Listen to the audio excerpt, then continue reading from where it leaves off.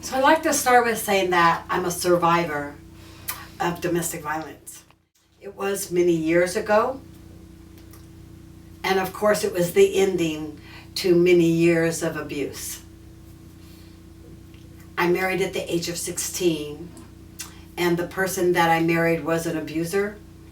We lived together for 12 and a half years. Finally, I divorced him. Later, I married a second person, and that person was a terrible, much worse abuser. On the final day of violence, he threw me against the wall.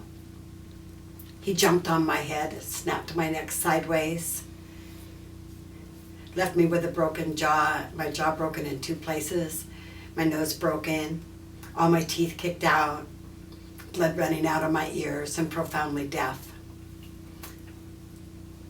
Through the next few years, I had several surgeries that we repaired most of that, and I went to school and I got a degree in special education with a focus on deafness.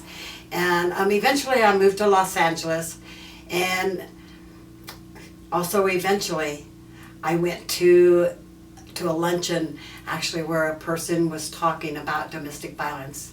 It was the first time that I really ever heard about that term, domestic violence and abuse and what happens, and I cried through the whole presentation.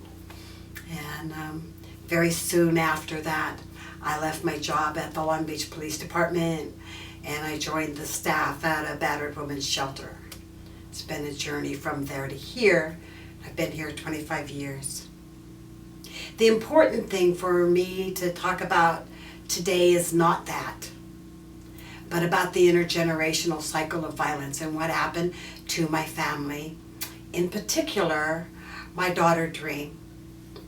And I really wanted to focus on that because when I saw your story, it made me think about that, about giving image to her life, to what was lost.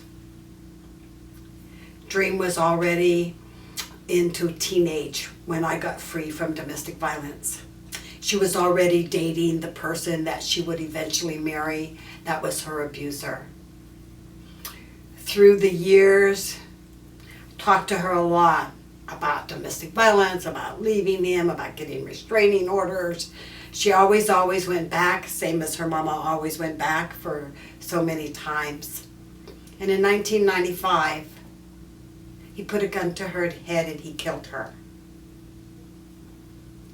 I think it's so important to know that domestic violence is intergenerational.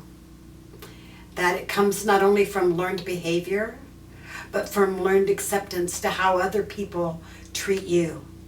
That if you grow up in a home where you see your mother accept that someone beats her up, punches her in the face, kicks her in the stomach, throws her across the room, she gets up and cleans up the blood and cooks dinner and goes to bed and makes love to him, that what you learn is that's an acceptable way to do relationships.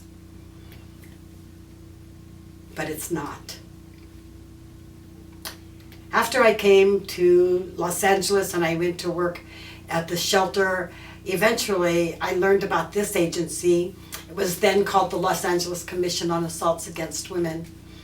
And I worked very hard to get employed here, so I've been here 25 years.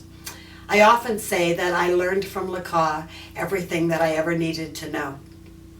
But as I worked here and as I grew more and more emotionally free, I began to feel physically more well as emotionally more well. And I began to see my life change. And then slowly and unbelievably, I saw my children and my grandchildren's lives begin to change.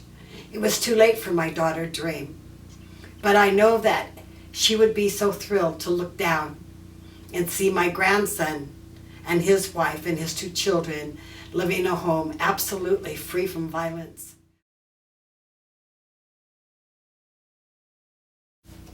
Her mom does that. He says, put your hand in your pocket, put your phone in your pocket.